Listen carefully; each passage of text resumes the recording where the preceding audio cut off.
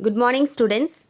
Welcome to 7th Standard Social Science, Term 3, Civics, First Unit, Women Empowerment. So, children, listen carefully to this session and in case of any doubts, make a note of it, which shall be clarified on the day of reopening. So, now let's enter into today's topic. So, today we are going to see about women empowerment. So, how the women is very important in a society. Feminism is not about making women stronger. Women are already strong, and it's about changing the way the world perceives that strength. So feminism means not making the women stronger because women are already strong, but it is a way to see a woman. So it is a way to treat a woman in a society. So that is called feminism. And also, the story of women's struggle for equality belongs to no single feminist, nor to any one organization, but to the collective efforts of all who care about human rights. So, the story of women's struggle is not related to one single person or not a single association, but it is for everyone. And also, you educate a man, you educate a man.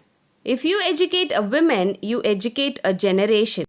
So, there is a saying that if a man is educated, only his life will be good. But if you educate a woman, the whole generation will be good. And also, Mahatma Gandhi told that to call women the weaker sex is a libel. It is a man's injustice to women.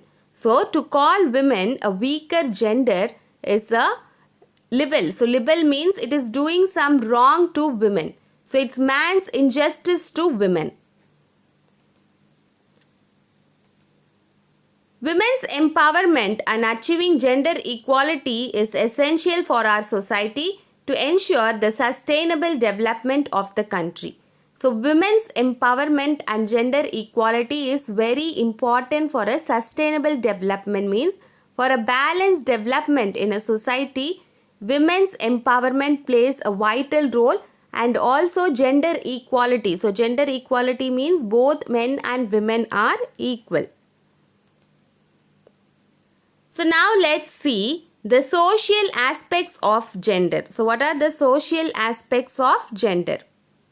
In sociology, we make a distinction between sex and gender. Sex is the biological trait that societies use to assign people into the category of either male or female. So according to sociology, there is a difference, a distinction between the sex and gender. So sex means whether you are a male or a female.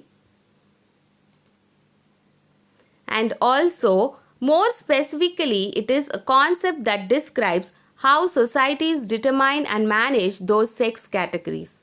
So, feminism means it is a concept that describes how the society handle both the categories. So, how the society give importance to both men and women.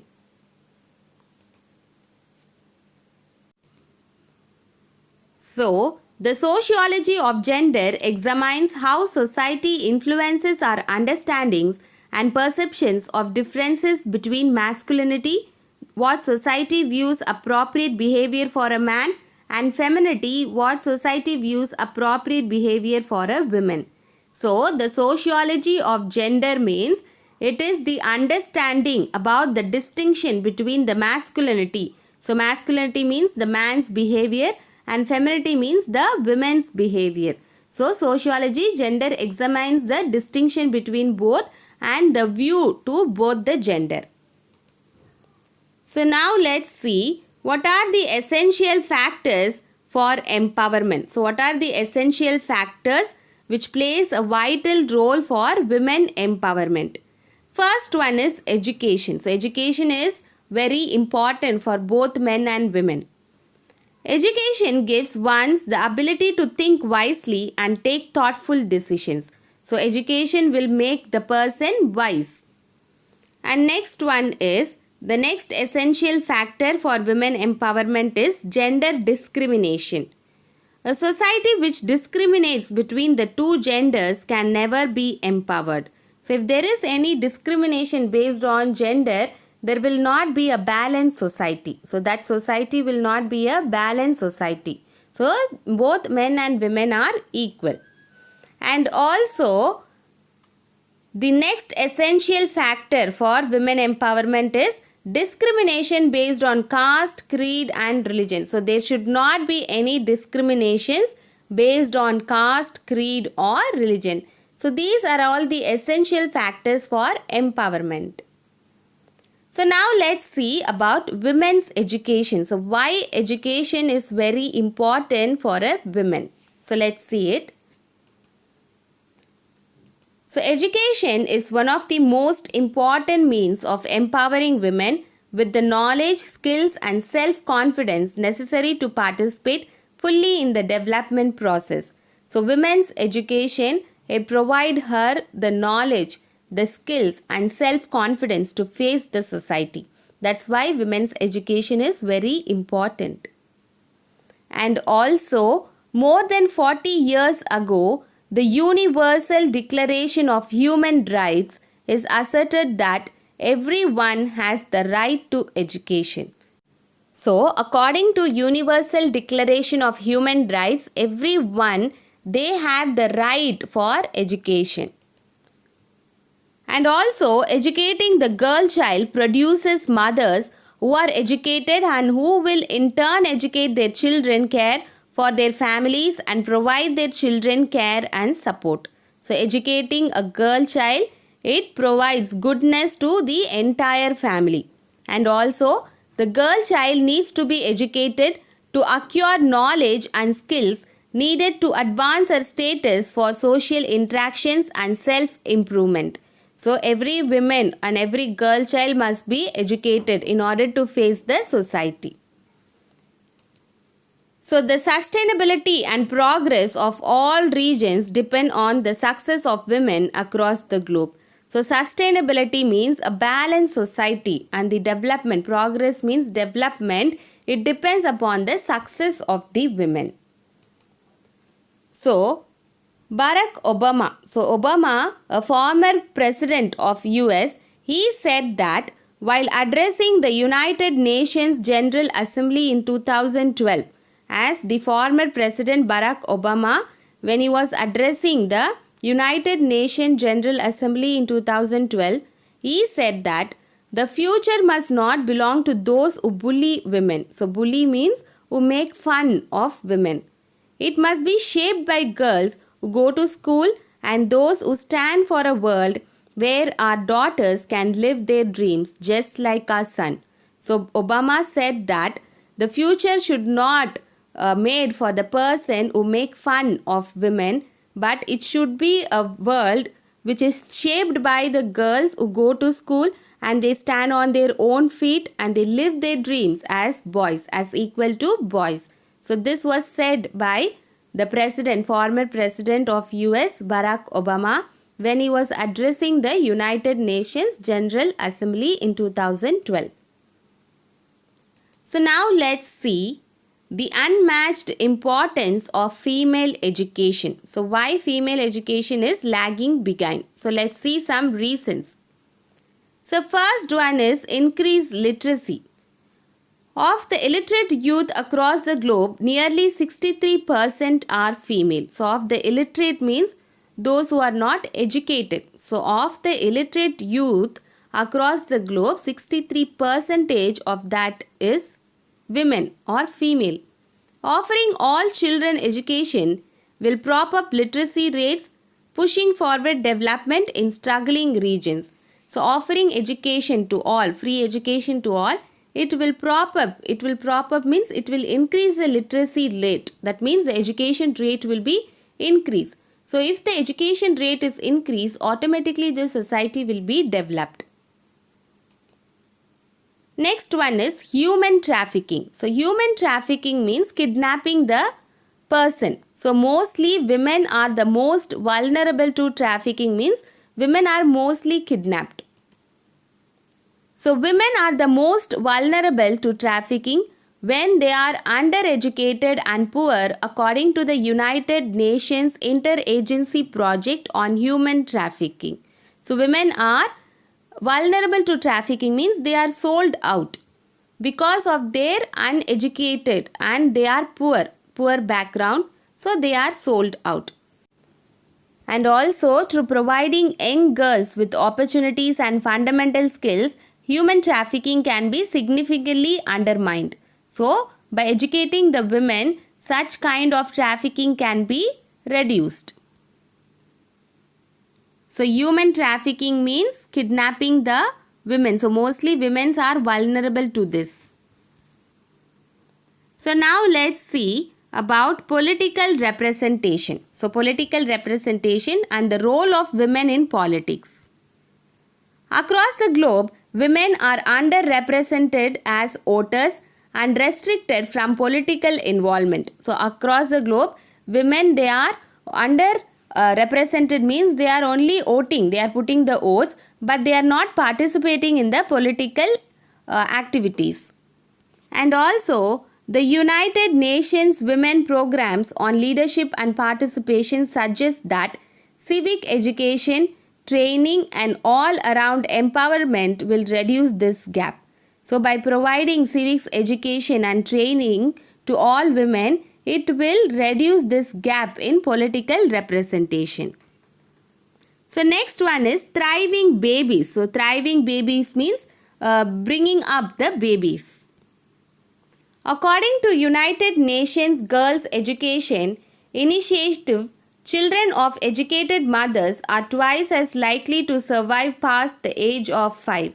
So, according to United Nations Girls Education Initiative, children of educated mothers means those who are brought up by uneducated parents are twice to survive, means they are twice to survive in this society. So, they are involved in the development of the society. So now let's see later marriage. As suggested by the United Nations Population Fund in underdeveloped countries, 1 in every 3 girls is married before reaching the age of 18. So as per the report of United Nations Population Fund, in many underdeveloped countries, 1 in 3 girls, they will married before the age of 18. And also in the region where the girl receives 7 or more years of education, the wedding date is delayed by 4 years. So in the region where the women gets education, the wedding date is delayed. The wedding date is delayed for 4 years. That means educating a girl, it provides awareness to her about the marriage also. So now let's see about the income potential. So education also increases women's earnings capabilities. According to United Nations Educational, Scientific and Cultural Organization, that is UNESCO, a single year of primary education has shown to increase a girl's wages later in life by 20%.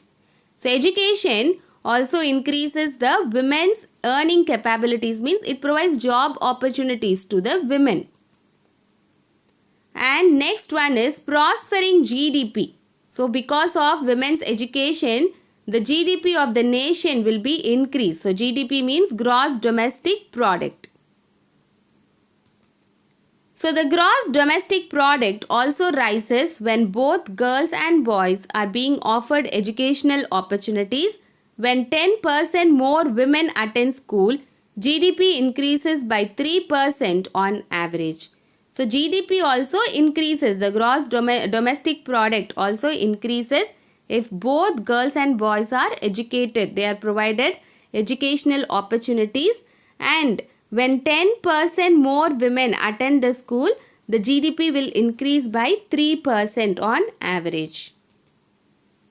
Next one is poverty reduction. Because of educating the women, the poverty will be reduced. When women are provided with equal rights and equal access to education, they go on to participate in economic activity. That means when women is educated, she will have the rights to take up any job, so she has the rights to search for a job. So that is what, when women is provided with equal rights and equal access to education, they can go on participate in economic activities. They can find a job. So this will increase the earning power, which leads to reduction in poverty level. So because of that, the earning power will be increased and poverty will be reduced. So next we are going to see about Savitribai Phule. So Savitribai Phule, born on 3rd January 1831 to 10th March 1897. So she was a tradition breaker because she was the first female teacher at the first girls' school. So Savitribai Phule was the first female teacher at the first girls' school at Pune University. When we talk about girls' education, only Jyoti Rao Phule. So Jyoti Rao Phule, he is the husband of Savitribai. So remembered as a champion of women's education in India. So he is remembered as a champion of women's education in India. So when we talk about Jyoti Rao, so one thing which comes to our mind is girls' education. So he is regarded as a champion of women's education in India. So he, along with his wife Savitribai Phule, so Jyoti Rao and Savitribai Phule opened the first school for girls in 1848. So he, along with his wife Savitribai Phule, opened the first school for girls in 1848. So now let's see some famous female personalities in the world. So now let's see the name list of the first female record makers in the world. So first women Prime Minister. The first women Prime Minister name is Shri Mahu Bandaranaike. The country is Sri Lanka. Next one is the first women in space. The first women in space name Valentina Tereshkova. The country is USSR. Next one is the first women to scale Mount Everest. That means to climb Mount Everest is Junko Tabei, country Japan. Next one is the first women to win the Olympic gold. The first women to win the Olympic gold is Charlotte Cooper. The country is England. So these are all the first in the world women personalities. So now let's see the list of first women in India. So first women in India. The first women's university, Maharshi Karve, starts SNDT University in Pune with 5 students in 1916. So the first women's university was started by Maharshi Karve in Pune with 5 students in 1916, and the first woman to hold a union cabinet post is Vijay Lakshmi Pandit. So S. Vijay Lakshmi Pandit was elected as the first lady president of the 8th session of the United Nations General Assembly. And next one is the first woman to hold a Union Foreign Minister post was Sushma Swaraj in the year 2014. So the first woman to hold the Union Foreign Minister's post is Sushma Swaraj. And next one is the first woman youngest minister of a state is Sushma Swaraj. She became the cabinet minister of Haryana when she was only 25 years old. And next one is the first women governor of independent India is Sarojini Naidu, in charge of United Provinces. Next, the first women president of UN General Assembly is Vijay Lakshmi Pandit in 1953. So the first women president of United Nations General Assembly is Vijay Lakshmi Pandit in the year 1953. And the first women prime minister of India is Indira Gandhi in the year 1966. So the first women prime minister of India is Indira Gandhi in the year 1966. And the first women IPS officer of India is Kiran Bedi in the year 1972. The first lady IPS officer of India, Kiran Bedi. And the first woman to win the Nobel Peace Prize is Mother Teresa in the year 1979. So the Nobel Peace Prize she won in the year 1979, Mother Teresa. And next one is the first Indian woman to climb the Mount Everest is Bachendri Pal in the year 1984. So the first woman to climb Mount Everest is Bachendri Pal in the year 1984. And next one is the first Indian woman to win the Booker Prize is Arundhati Roy in the year 1997. So she won the Booker Prize in 1997, Arundhati Roy. And the first women president is Pratibha Patil in the year 2007. So first women president is Pratibha Patil in the year 2007. And the first women speaker of Lok Sabha is Meera Kumar in the year 2019. The first women speaker of Lok Sabha is Meera Kumar in the year 2009. And the first women judge in Supreme Court is Meera Sahib Fatima Bibi. So the first women judge in Supreme Court is Meera Sahib Fatima Bibi. And the first women president of the Indian National Congress is Annie Besant. The first women president of Indian National Congress is Annie Besant. And also, the first women chief minister of an Indian state is Suchita Kripalani. So, the first women chief minister of an Indian state is Suchita Kripalani. And the first women director general of police, that is DGP, is Kanchan Chowdhury Bhattacharya. So, the first women DGP is Kanchan Chowdhury Bhattacharya. And the first women defense minister of India is Nirmala Sitharaman. So, the first women defense minister of India is Nirmala Sitharaman. And also, the first women finance minister of India is Nirmala Sitharaman. So, these are all the famous women personalities who made a record in India as well as among the world. So now let's see what are the factors responsible for poor female literacy rate. So what are the factors which plays a vital role for poor female literacy rate, means poor female education. So first one is gender based inequality. So there may be some inequalities in the society between the male and the female.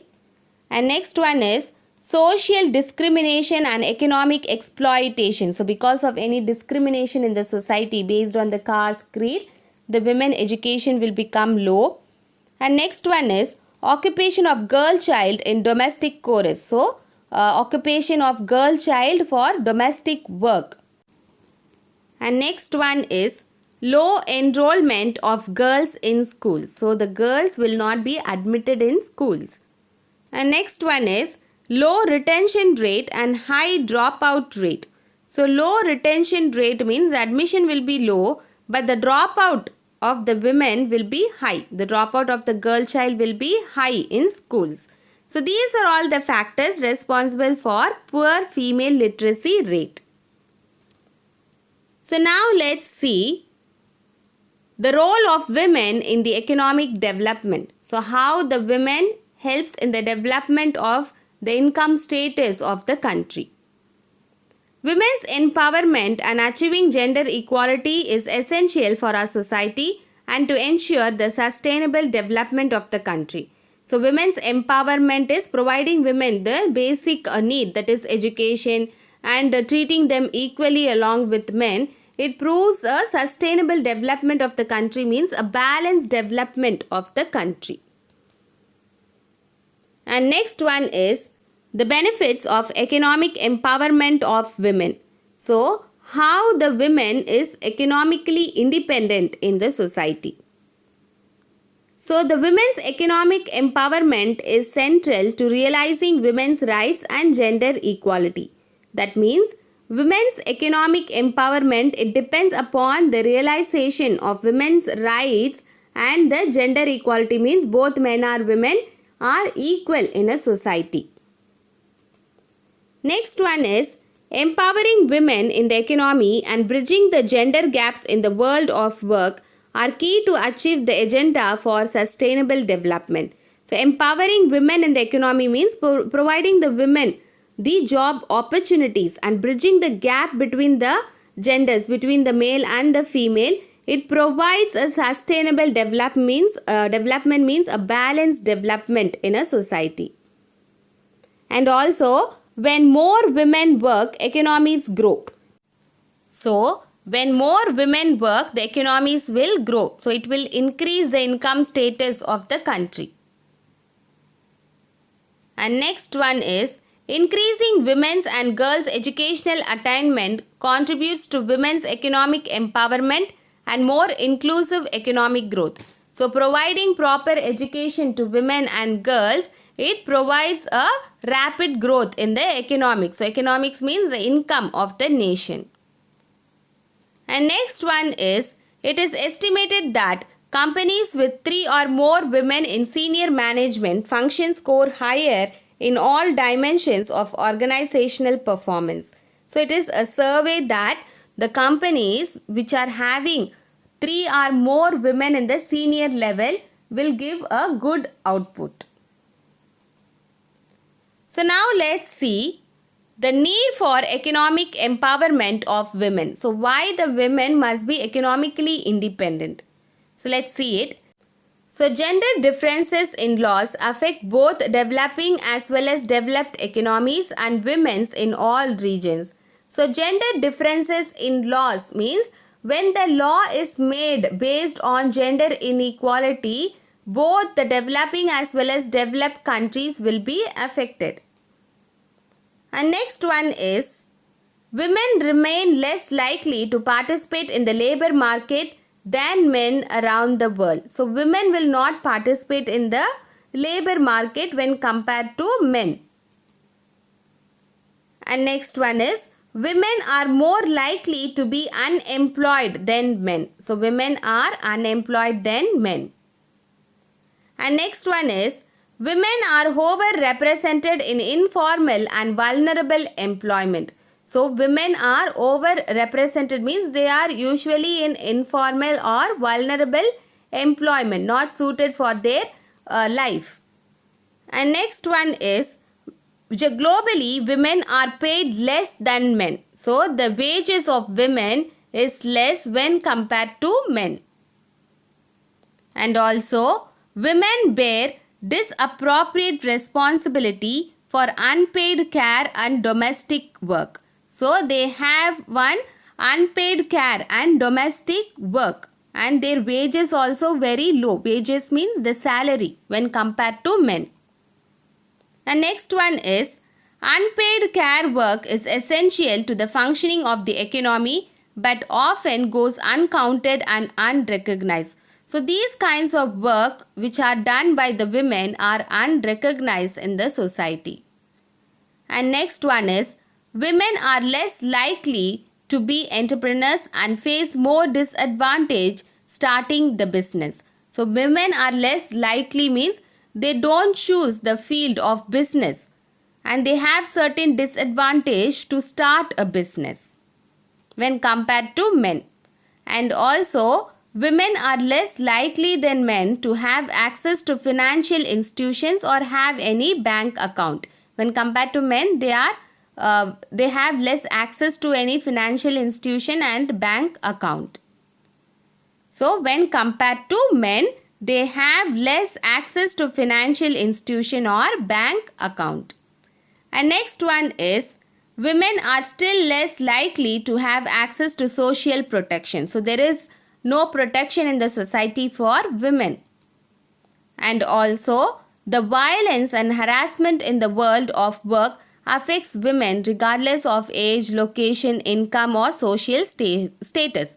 So, because of the violence and harassment in nowadays, it affects the women regardless of age, location as well as income. So, regardless of their age, they are facing certain violences in the workplace. So, these are all the reason why the women should be economically independent. So, why she should have some job in her hand.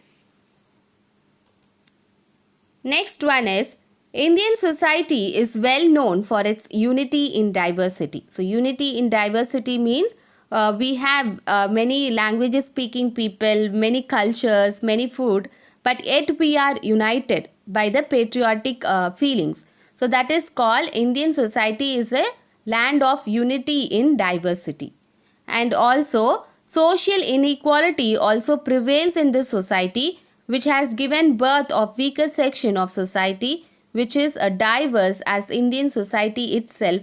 Women, scheduled caste, scheduled tribes, children, poor, landless farmers are considered as weaker sections. So because of some social inequality means because of some discriminations in the society, it gave rise to weaker sections. So weaker sections means who all comes under this category are women, scheduled caste people, scheduled tribe people, children, poor, landless farmers. So they all belong to weaker sections.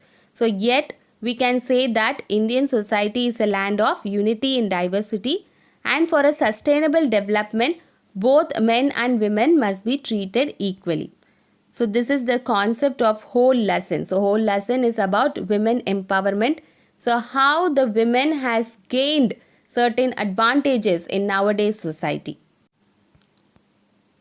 So women's power is very important for a sustainable development of a country. So sustainable development means for a balanced development both men and women must be treated equally. So children, we have come to an end of today's session. So with this video, women empowerment lesson is completed. So you can refer your textbook. So today's topic is covered from page number 183 to 187. So you can refer your textbook. So now it's time for questions. So let's see some evaluation questions. And in case of any doubts, you can go through the whole session video once again, or else you can refer your textbook. So let's see some questions. So first one, Jyotirao Phule is remembered as the champion of women's education in India. So is it true or false? And second question, he along with his wife opened the first school of girls in 1848 in which state? Next, who is the first woman to hold a Union Foreign Minister's post? And who is the first women Director General of Police? And finally, who is the first Indian woman to win Booker? So children, try to answer all these questions in the notebook which you are maintaining for social science. So with this video, women empowerment lesson is completed. So women is stronger and equal to men. Thank you.